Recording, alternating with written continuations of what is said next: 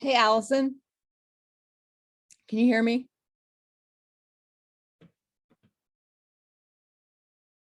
Daniel, can you hear me?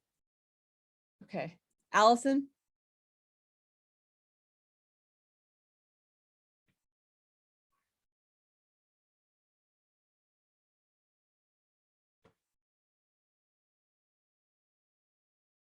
Allison?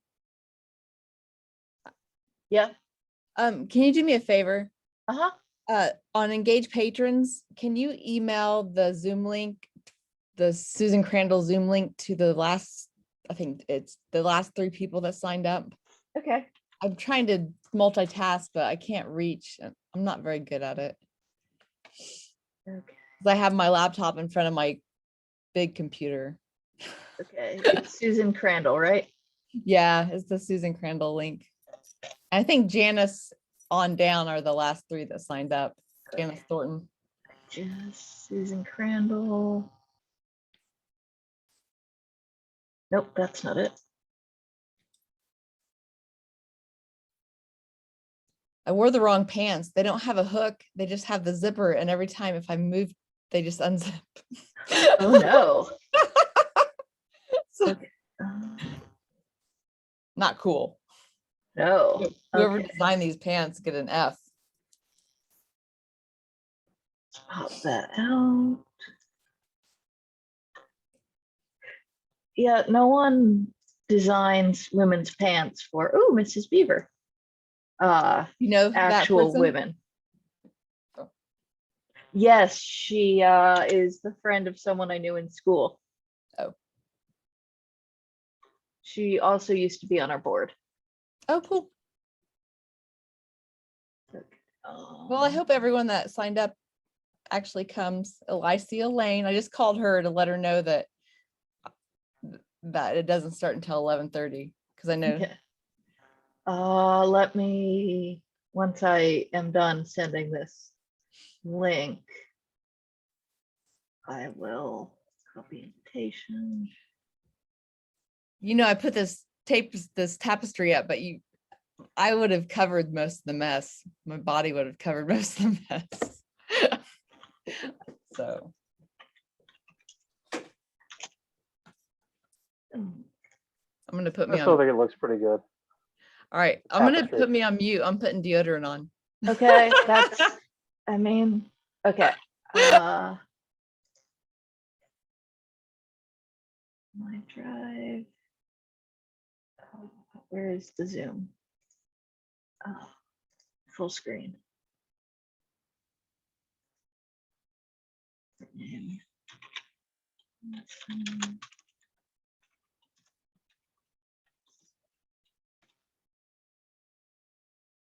Okay, so I'm going to message everyone in the waiting room.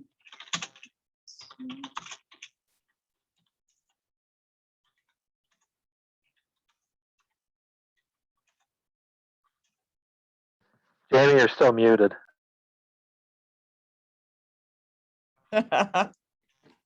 So you heard that, right? I heard parts of it.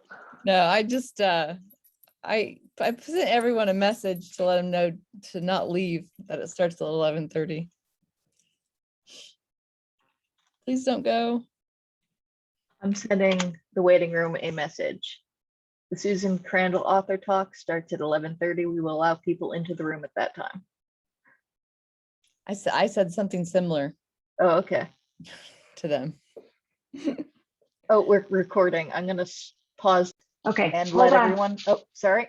Okay. I gotta close my door. Sorry. Recording has started and I'm admitting everyone. Okay.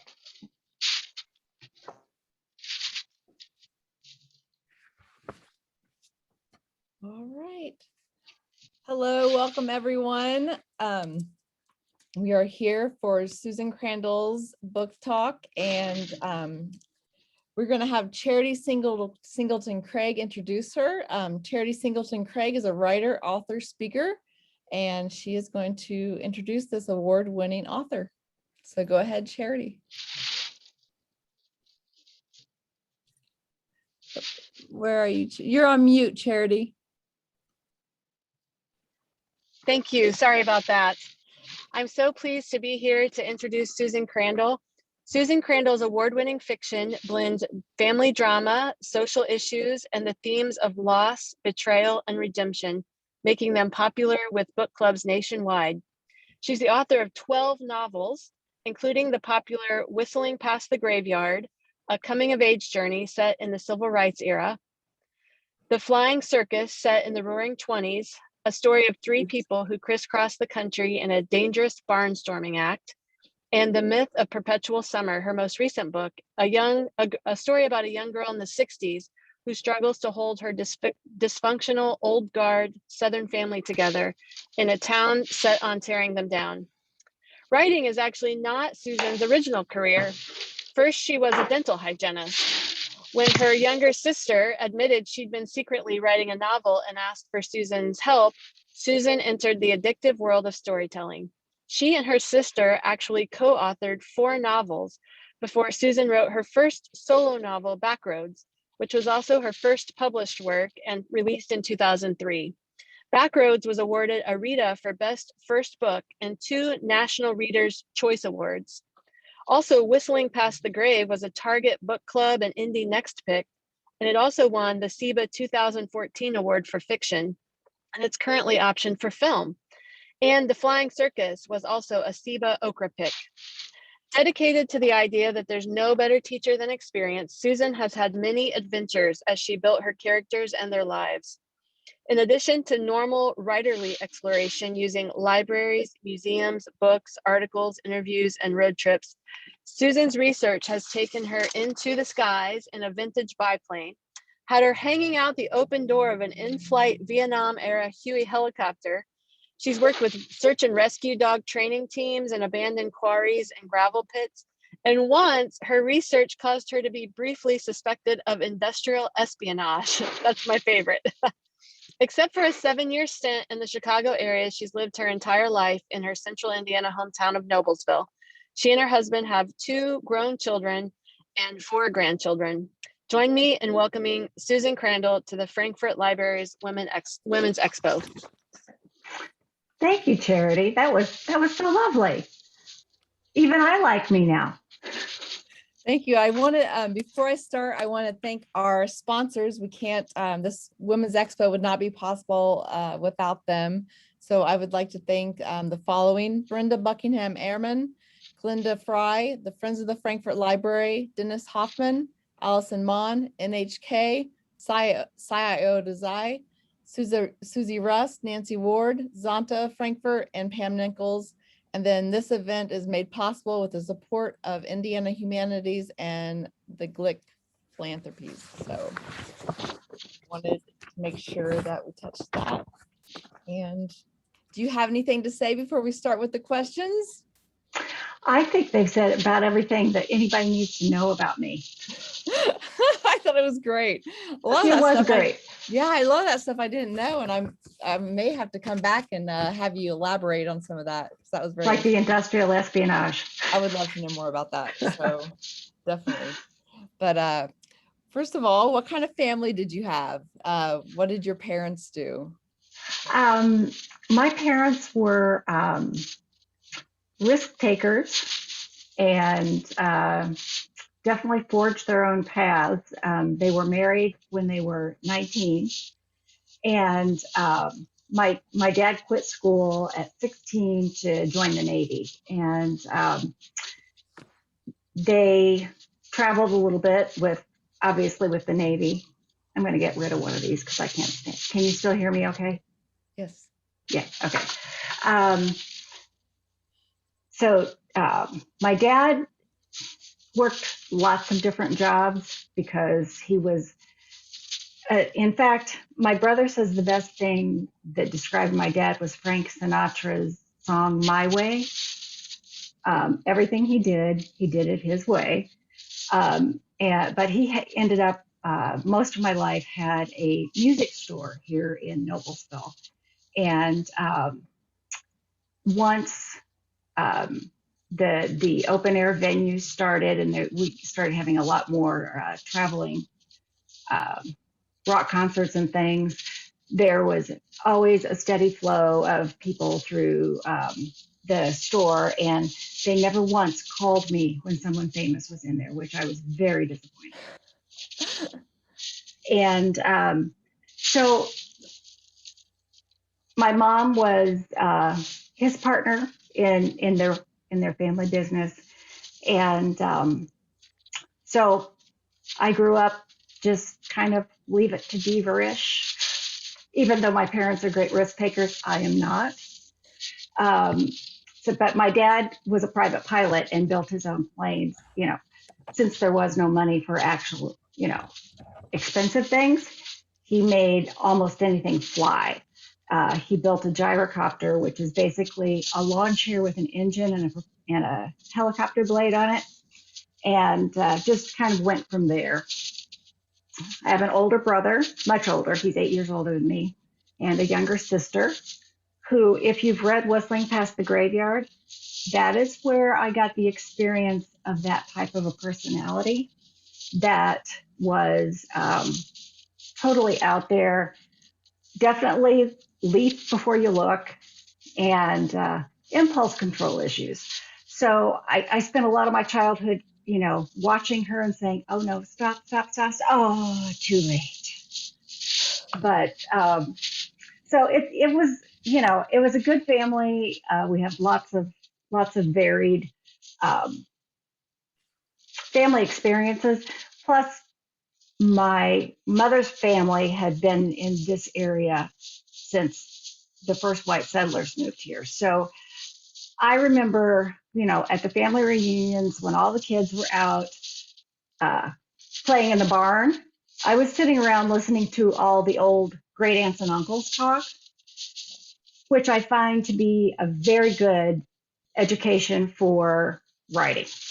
Very great for character building. So, and I've lived here most of the time. I was a dental hygienist, but that's past. Yes.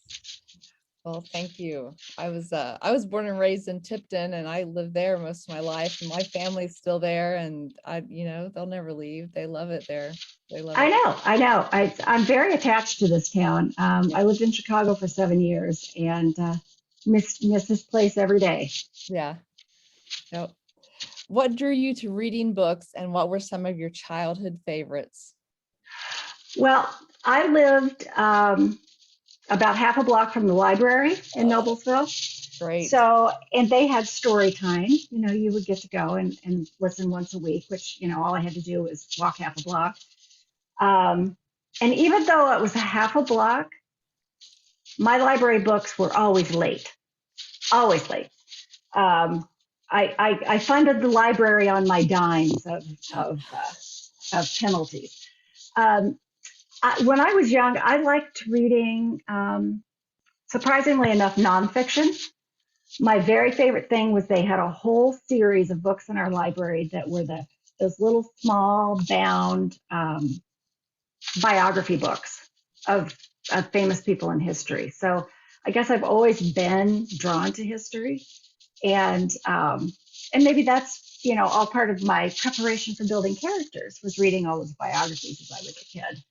And other than that, in the middle, say middle school, early high school, I can't say I did a lot of reading for fun. I did a lot of other things. I was fairly academic, so I did a lot of academic reading, but not much fun stuff. And then when I got back into having a real life again, once school was all done, up to my neck in fiction. Yeah. When did you know you wanted to be a writer? Never. It was actually, I was a little bit tricked into it. That younger sister, who's super impulsive, came to me one day and she said, I've been working on this. I know you read a lot. Will you look at it? And being an older sister, of course, I would be able to give you an opinion on this. And so I was surprised by several things. One, it was a secret, which that was not her forte. And she had written a novel. She was working on a novel. It was about half finished, but the only reading I ever remember seeing her do was nonfiction. She was a big nonfiction reader. So, like I said, the older sister, here, I'll help you. No, here, just let me fix it. So I ended up working with her on that. And then we spent 3 or 4 years because we wrote 4 novels together. And she's all about the big drama, the big scenes, and she would gets up and then, which you need when you're doing a book. But she didn't have any patience for the minutia, the wordsmithing, the making sure you understood her idea behind it. And so that's kind of what we did together. And so we wrote 4 books, came close to selling one of them. It didn't happen. And then she was done. She was moving on to her next thing. And at that point, I was totally hooked. I just have to write. It's almost like an itch you have to scratch. And so I spent the next year writing my first solo novel. And the feedback we had always gotten from editors and agents was, we don't know what to do with this. It straddles genres. The writing's good, straddles genres. It's written in a period that nobody wants to read about right now. It was always things like that. So as I sat down to write my first solo book, in my head, my mantra was marketability, marketability, marketability. So did market research. About 53% of the fiction market has a strong romantic element in it. So that's a bigger door. I was looking for the biggest door. And so my first book does have a very strong romantic element in it. And the one I did solo first is the one that was sold first. And I almost didn't want to call her and tell her, because it's like, this could go either way. She could be really happy or she could be really resentful. But she was very happy. She's been my best cheerleader, and it's just been great. And so I thank her every day for putting me on this path that really, in my heart, I know was the path I should be on. But it's almost embarrassing to say I was kind of tricked into writing. Yeah. One of my questions was, how did you learn to deal with criticism? And it sounds like you became flexible. You did research, and maybe some other ways that you learned. Well, I think part of it is my personality in general for something I'm passionate about. It's never good enough. It's never done.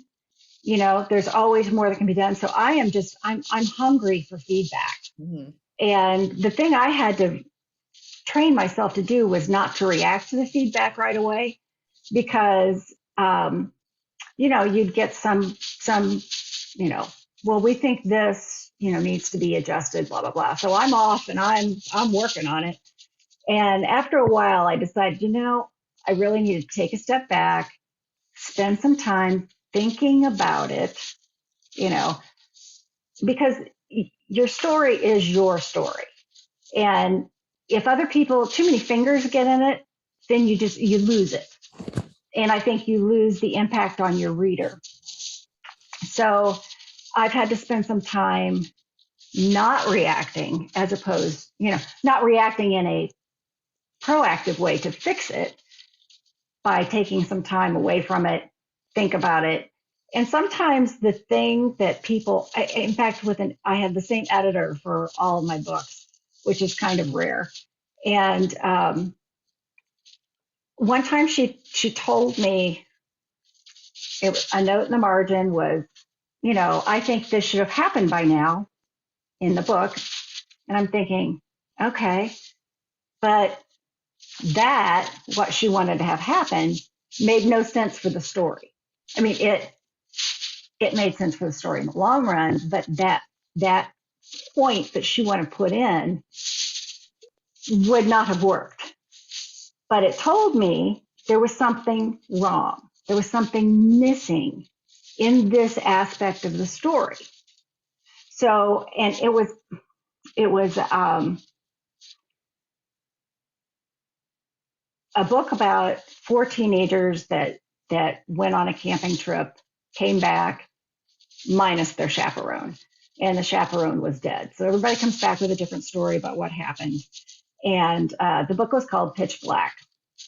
And one of the kids was an adopted son of a journalist, and he had come from a very difficult urban setting, and she had moved them to Tennessee for a new start. And so she's there. She kind of has a little flirtation going on with the sheriff. But the book begins with this death. And on page 245, she said, I really think I would like to have seen them go on a date by now. And I'm thinking, I can't see a date. I just can't see a date. You know, everybody thinks her adoptive son killed someone, including the sheriff. So I can't see a date happening. But what it told me was there was not enough glue in their relationship yet between these two people to make the conflict a big enough deal. So there was a fix. It wasn't what she suggested, but there was a problem and there was a fix that I went back and handled it in a different way. So, you know, like I said, give me more feedback. The only thing that gets a book out of my hands is a deadline, because I can always make it better. Yeah. What would you say is the most difficult part about your writing process? The most difficult. Well, I would have to say I tend to dither too much. I tend to, and I know this about myself. The book happens when I sit down to write it, but I keep wanting to think about it beforehand, thinking if I give it enough thought, sitting down to write it will be easier, but it's not. So the hardest thing for me to do is make myself sit there and just let it go, because once I put things down, I don't like to delete them. It's like, you know, putting in extra work that you don't need to if you're going to get rid of it. Yeah. So I have to give myself permission to put stuff down that I know is not going to be there, but it's the fuel that gets the engine running. Where did this idea for this book come from? And then how much research did you have to do? Because, you know, it's during a time period. It's during a couple time periods. So tell us a little bit about this book that most of us probably have read, The Myth. This book came about because I'm always interested in family dynamics, the way people's lives affect one another in a way that sometimes isn't always a traditional way. And my dad had a childhood that should have created a criminal, like a career criminal. It was horrible. And he turned out to be the most kind, empathetic, generous person that I've ever met. And I keep thinking about what made that happen? You know, what made him take that experience and deal with it in an empathetic way where he wants to give back to other people as opposed to protect himself. And so the nexus of this book was I wanted to take 4 kids, put them in a very dysfunctional family, and they're all going to deal with it in a different way that's going to have repercussions that last through their lives. And so that's how I started. And I do some character development before I begin, but the writing just, I don't outline. I just have to sit down and write and see where it takes me. So, you know, I knew Tallulah, my main character, and I knew the basics of her siblings when I started this. And then it grew from there, and I had to figure out exactly what the conflict was in their family, putting it in the South and having the whole bucking against tradition in, the 1960s and 50s, just fed into that. I've written enough in the South. I didn't have to do a ton of research as far as that goes. The time period, I remembered some of it, I didn't live in it that way, but the thing I really had to do more research on was the psychological aspects of all of these things that are being input onto these characters, and the father's mental illness. And I have to say, I've known enough people, sadly, that are like the mother that I didn't have to research that too much. Yeah. And then the whole the thing that I found probably even more interesting than the mental illness aspect of it was the aspect of cult psychology. And I may actually take Walden, which is the brother in that book that was drawn into the cult, and do another book on him. I'm not sure yet. Oh, wow. Wow. It's interesting. So you've written 12 books, and I'm sure, I bet you have a favorite character, maybe a character that really, you kind of take to heart, or I'm not sure how I want to say it, but that you kind of favor. That's it. You do. And So who it's do you like favor? it's like having a favorite child. You're not supposed to admit it, Yes. but there are characters that get so deep into you that they never really go away. And I have a handful. I have Starla and Eula from Whistling Past the Graveyard. Mm-hmm. Their relationship to me is they're there. Henry from the Flying Circus was quite special to me. And I'm pretty attached to Tallulah as well. Yeah, I can see that. Could definitely see that. I have Flying Circus in my to read list. It's on my in my bookshelf. Yay. So, yeah, I look forward to reading that. I really can't wait. And Whistling Past the Graveyard, of course, if you want to touch on it going to be a movie, how is that coming along? I know that is a super long process, because I've known books that have, and I've known people that have written books that it's a very long process. So it is a long process. How's it going? And what's strange about that is you never know what's around the corner or how it's going to come, right? Because there are normally ways books are acquired to be adapted for film and television. Mine didn't happen that way. I have a film agent trying to sell that book to the film industry, and was not able to get it done because it was there's no strong male lead. The protagonist is 10 years old. There were all kinds of things that they felt like were going to be a problem for the box office. So I had just kind of put it aside. And one night I got a message through Facebook from someone who said they were a producer and had just read the book and said, I know the rights probably aren't available, but please tell me they are, because I really want to acquire this book. And your first thought is this really a producer? Yeah. I mean, what are the odds of this happening? And it turned out it was. And I am so happy this book is in her hands, because of the way she handles it. She's as protective of it as I am. Good. Yay. And the integrity of this story and these characters, and which has made it a little bit longer process, because she's not willing to take the Lifetime movie route that would be a faster path to getting it done. She's got a vision in her mind that the screenplay is done. Oh, great. But this has been going on for 4 years. Yeah.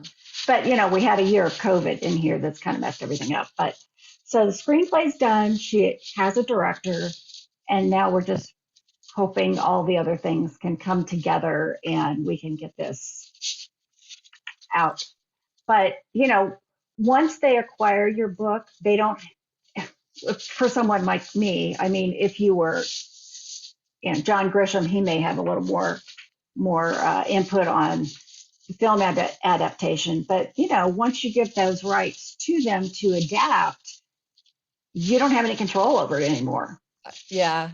It's not mine anymore. It's theirs to do with as they see. So I feel very fortunate that it's in her hands and she has the right vision for it.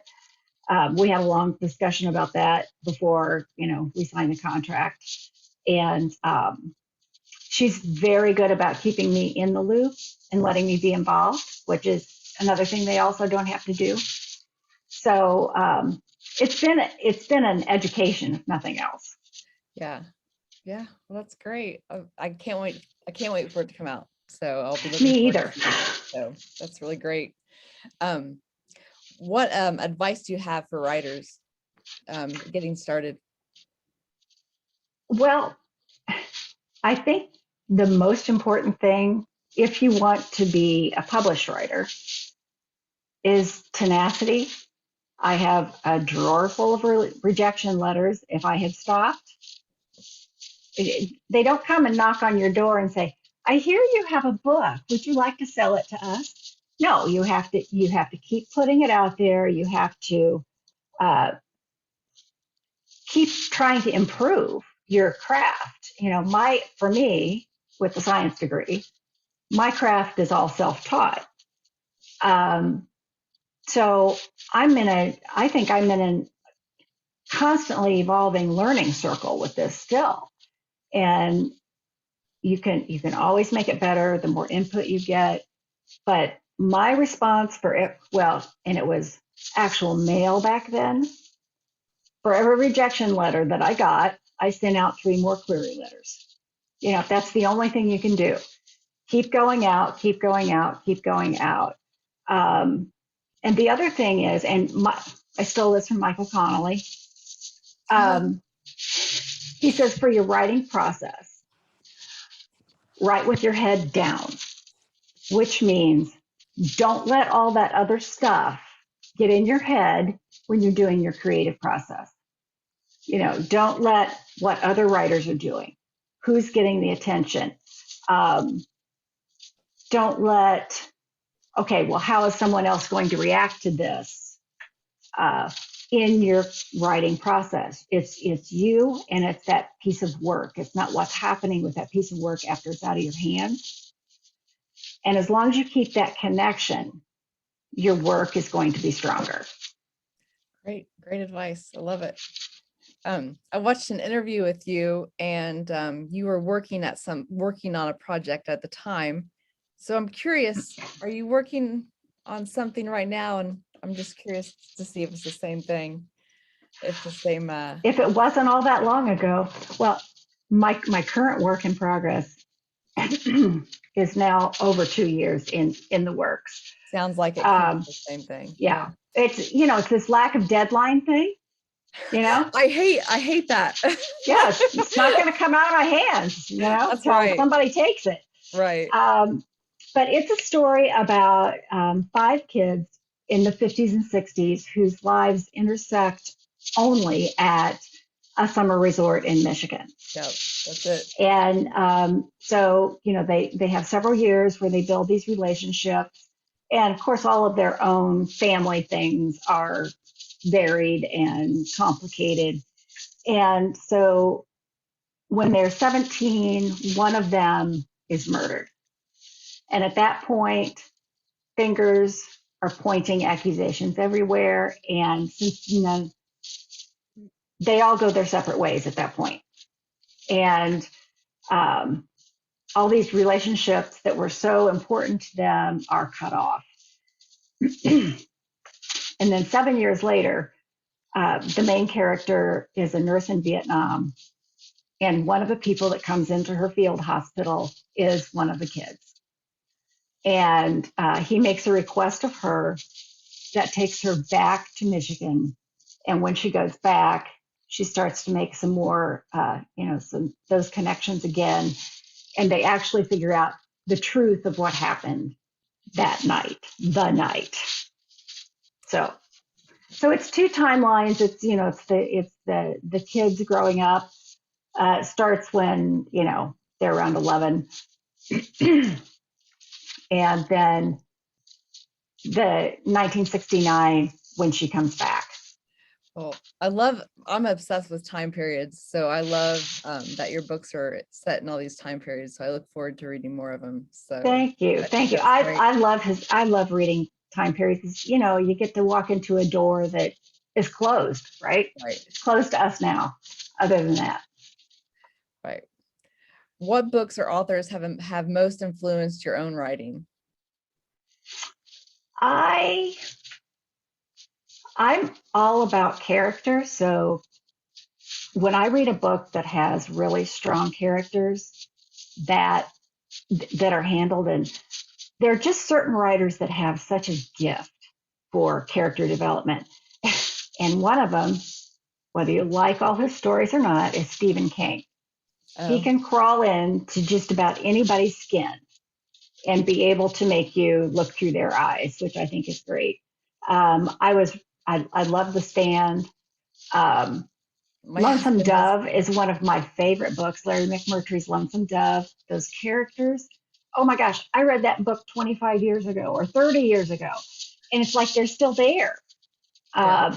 So, just reading those kind of books, even like Diana Gabaldon's Outlander, the first book in particular, the way she was able to take you in, to that and actually live that life through those characters was good. And another one of my very favorites is Sharon K Penman. Have you ever read her? No, I have not. English historical, in fact, she just died a month or so ago, but fabulous. Just if you want like an English historical that take you back and you're actually living there, she's the one. Are you reading anything now? I just finished Kristen Hanna's The Four Winds. Okay. It was fabulous, of course. She and I have crossed paths a few times way back when in Romance Writers of America things. We were quite often at the same awards banquets and that kind of thing. But it was really, really good. I saw the ending coming. She twisted it just enough that it was still fresh, and so it was good. But it's a great period piece of the Depression and the Dust Bowl. I mean, it's not happy, Right. but it's an experience reading it where if I ever complain again about anything, just knock me in the head. Those people lived through such horrible times and their tenacity was astounding. Right. What are some other books you would recommend to read who enjoy your books, like that are on the? Well, Kristen Hanna for one. I don't know. It's so hard because you don't see your books the way you see other people's books. Does that make any sense? It's like you don't see your children the way you see other people's children. Yeah. yeah, that. I was trying to think. Karen White, she writes, she's my critique partner. She writes Southern, she likes to call it grit lit. But, similar family dynamic stories. our writing styles are different, but very character driven, that type of thing. Do you have any hobbies that you're working on or that you like to do? Right now, my hobby has been taking care of grandchildren because of everything being shut down and doing Yes. virtual school, and which is another reason the book is so slow. And I mean, I'm so close to the end of writing this book. I'm like at page 340. I just have to have the time to Wow. sit down and do it. Yeah. But I'm a project person, so I like house projects, Yeah. yard work. I like physical stuff for my thing, for my distraction. Fixing the lawnmower. It's that's my kind of totally get out of things. And mowing the lawn is where I go when I am stuck on a book, because we have a large area to mow, and we have a riding mower. So all you got to do is white noise and thinking. Yeah. Right. Yeah. Well, what book made you realize that, you know what, I'm a writer? I made it. I'm a writer. Hasn't happened yet. What? Stop. It is. There's something that feels, I don't know. Because I've always been a reader. Yeah. And loved fiction. It's I don't know. I don't feel like I'm part of the club yet. I don't know why. I don't know. Well, Maybe it's because I know I need to get better. I don't know. I think the audience would disagree with that. So, but one last question, and then we'll bring it out to the audience. How important is that editor-writer relationship? I say that because my husband's an editor, and I hear some stories, not a whole lot. He doesn't talk about his work a whole lot, but it is. It's like marriage, only harder. And I have been very fortunate up until recently. My editor that I got for my very first book has done everything but the last book. She did all of them with me. And she was so good. She was so smart and so spot on where there was a problem, and she kept her fingers out of it. She didn't try to rewrite my book. So we had a really, really good relationship, and we liked one another. We were able to talk, and we shared love of guinea pigs. There's just,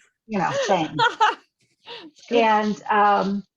And at two different houses, because she was with Warner Books and acquired my first book, and then she acquired Whistling Past the Graveyard when she went to Simon & Schuster.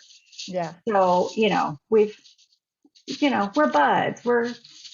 And it's a very vulnerable relationship. Not all writers want as much feedback as I want, so I'm sure their job is like, you got to figure out how to talk to this writer about this thing. So, they're dealing with all these different personalities. I had some bad news 2 weeks before I turned in The Myth of Perpetual Summer.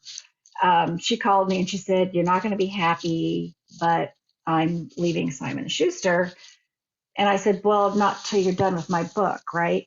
Because it's all about me now." No, she was leaving. She was leaving the next week. And wow. So I turned it in to an editor that I hadn't worked with and had not been involved in, because we would have conversations throughout the process, the writing process, about, the vision for the book and what, the focus of the book and that kind of thing. So she hadn't been involved in any of those things. So it made it a very difficult experience for probably both of us at that point, just because we were strangers I have a friend that said, this is the best way to describe your editor abandoning you toward the end of the book.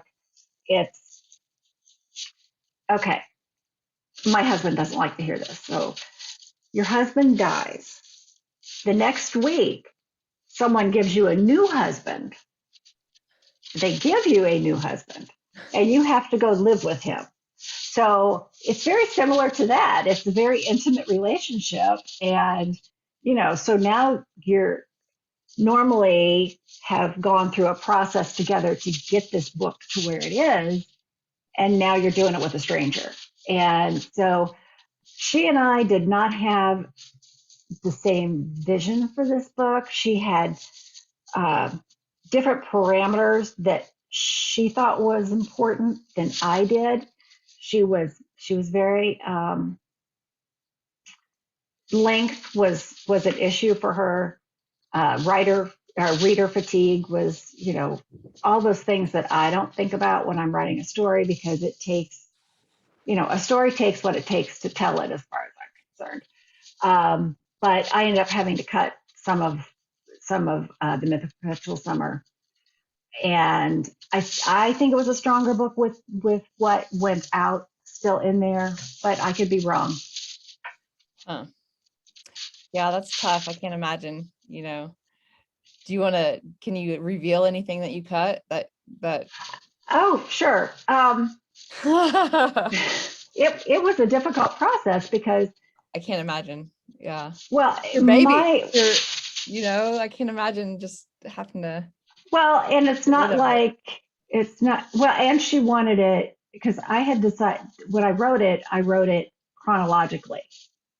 And I had thought about it, I thought about flip-flop, the two time periods, or write it chronologically. Well, I wrote it chronologically. She thought it should be the other way.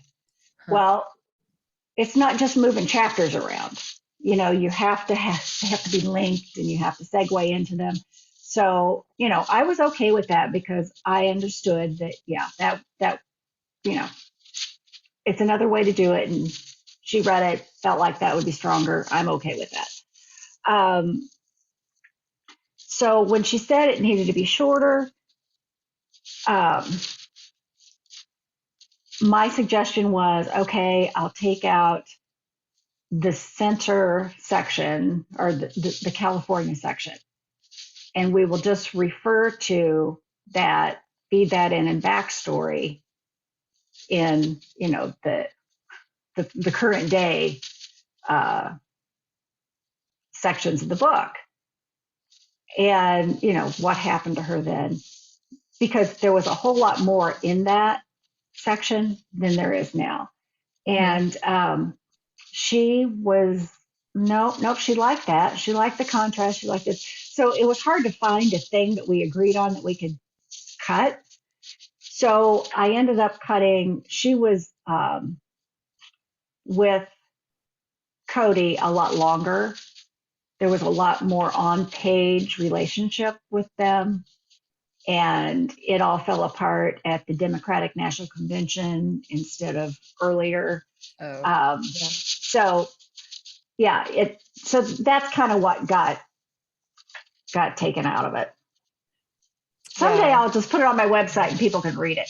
I would love that. I would definitely read it. I think that's great. I think that'd be a great idea. So we have 15 minutes left. And so if you have a question and you'd raise your hand, Allison, I'm not good at finding people. Could you call on them?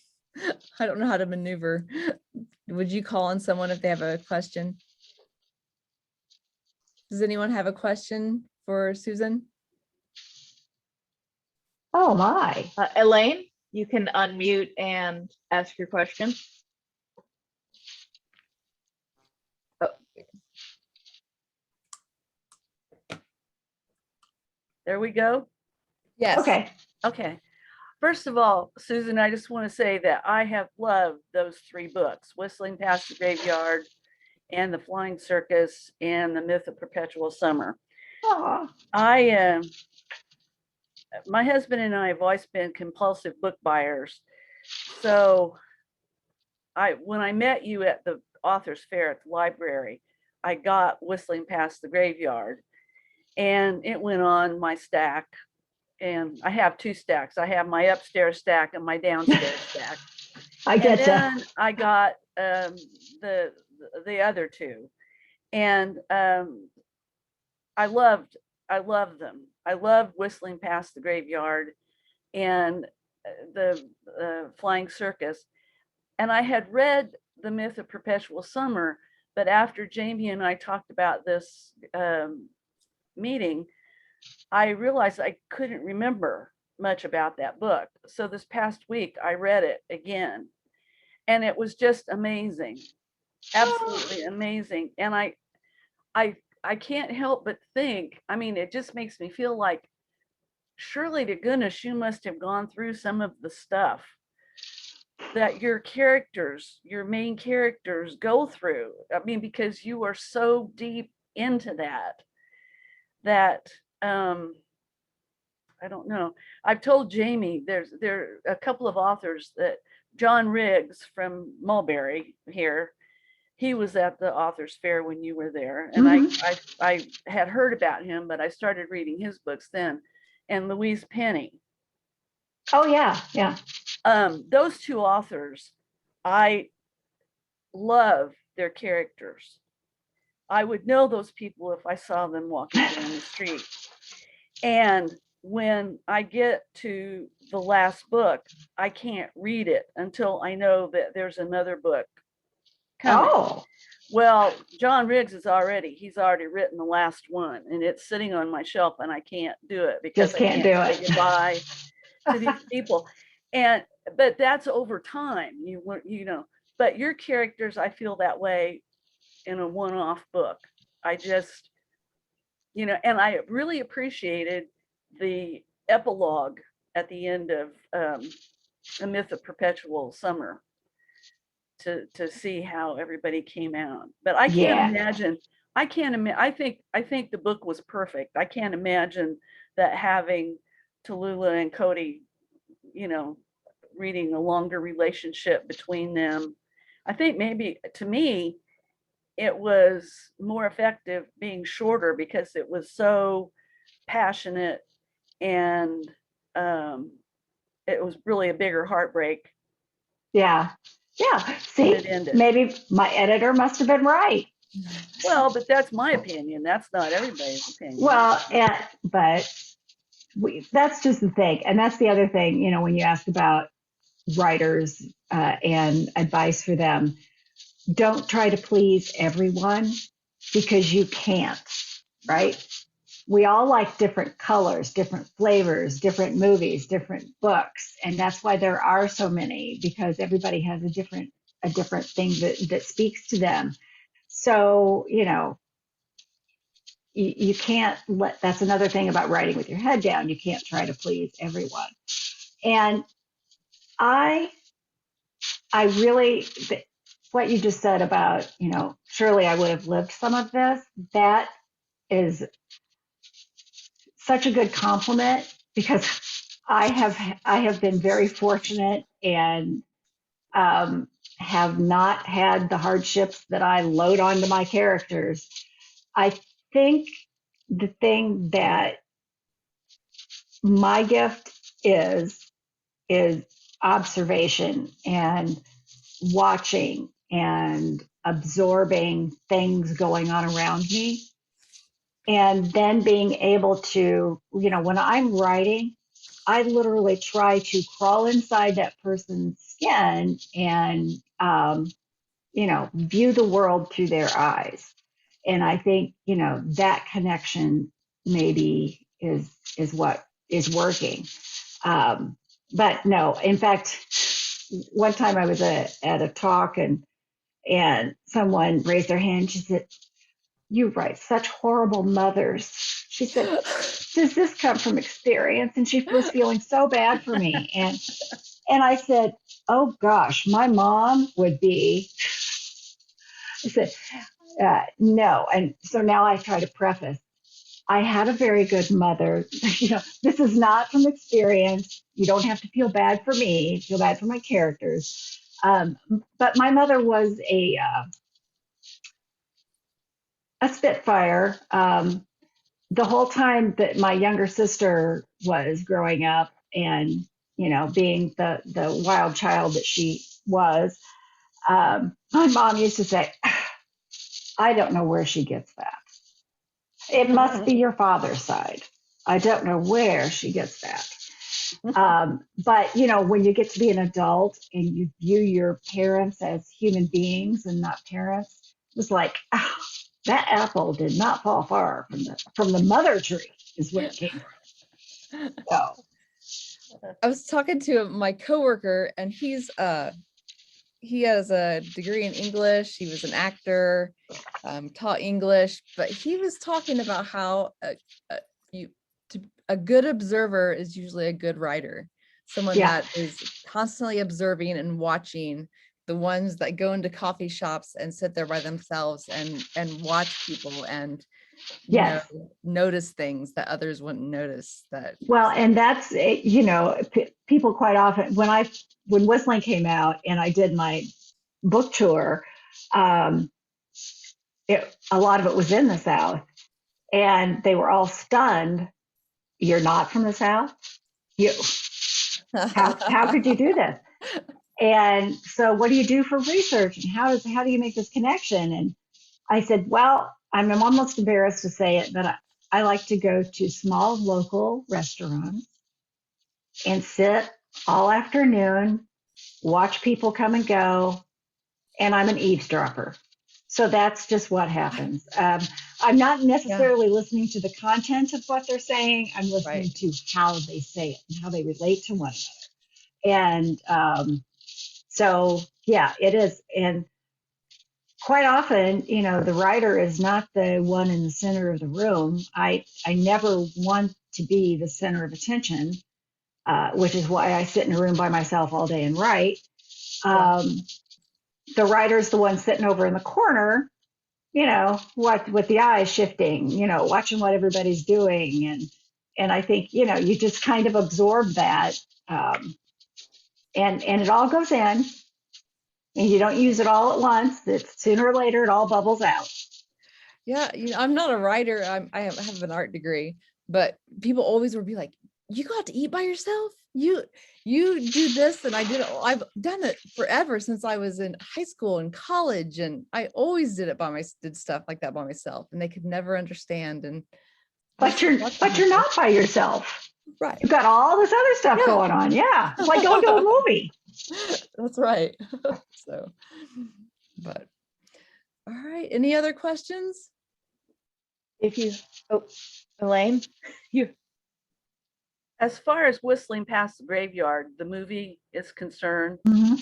do you think with the current situation in this country, this is a good time for that to come out? It's one of those things that could go either way, depending on, I don't know.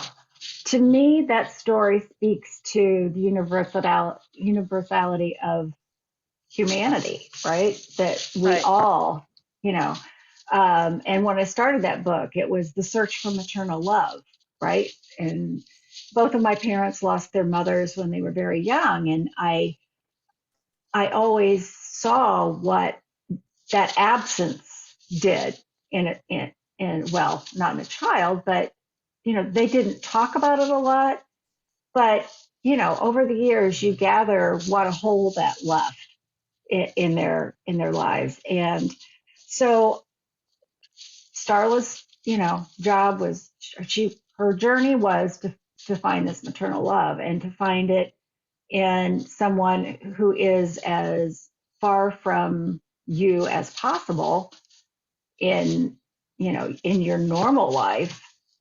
I think should speak to that.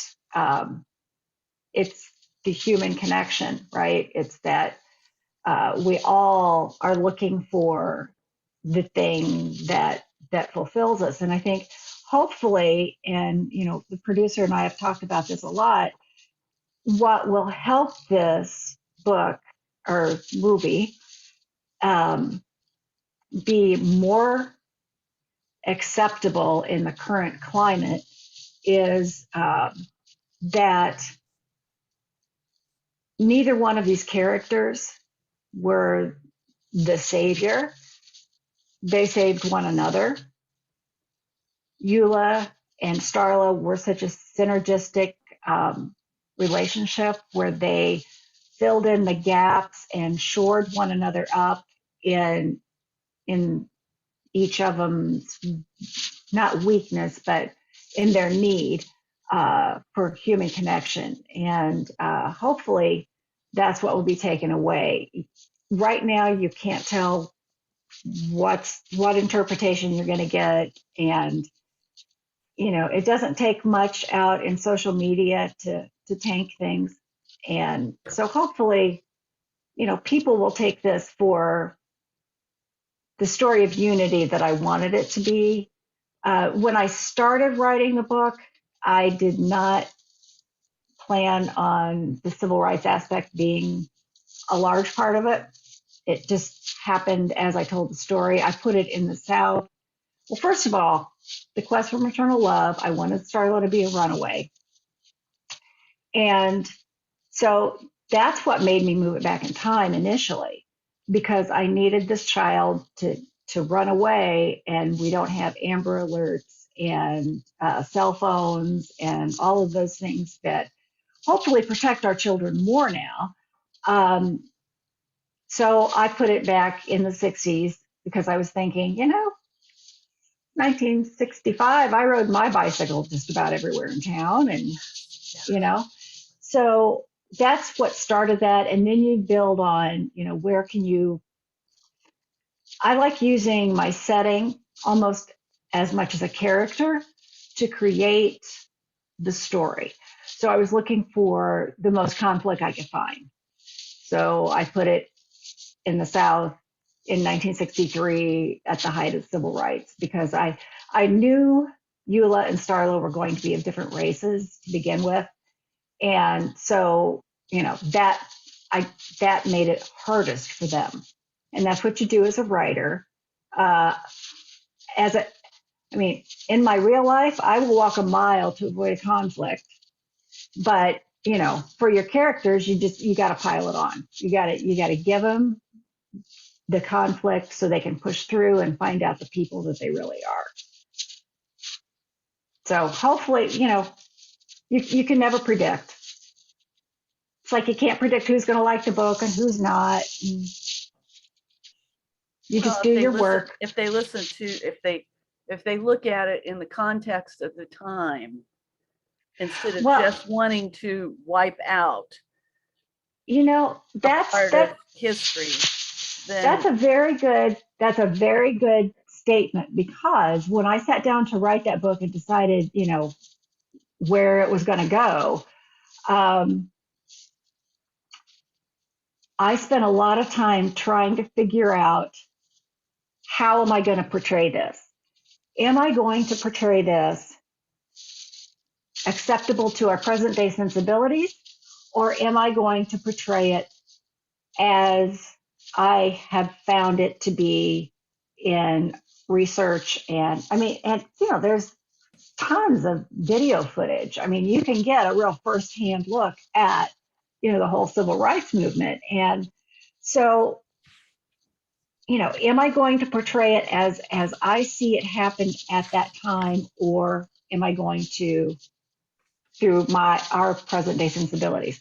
And I decided, and I owe this to my mom, because one of the things that she always said was, World War II changed everything.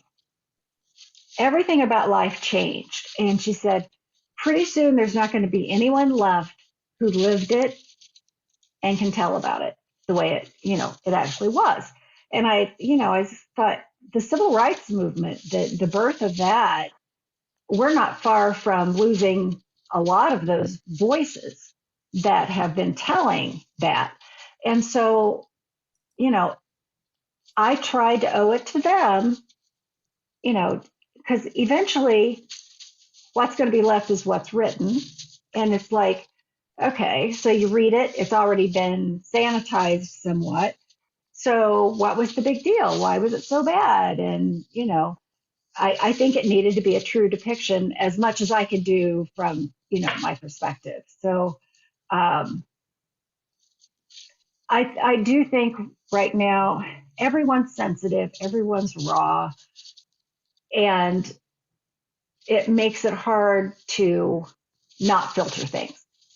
But I think as human beings, we need to have things as they were in all of the written history anyway. Yeah, thank you. Well answered. I like that. A lot. Do you have any last words for everyone, for your audience? I just want to thank everybody for taking a part of their Saturday and coming by, and for sharing my characters in your lives. And this will hopefully give me the spark to go back and finish those last 60 pages in that book that should have been done a long time ago. I really look forward to seeing that, reading that, and seeing Whistling Past the Graveyard. And thank you so much for coming and doing this program. Well, thank you. Thank you. Thank you for I your was beautiful happy to do books. it. Thank you. All right. If you want to turn off your sound, then give her a round of applause. So, big thank you. Thanks, guys. Thank you. So, all right. Thanks, everyone. Bye. Bye-bye. Thank you. Bye-bye.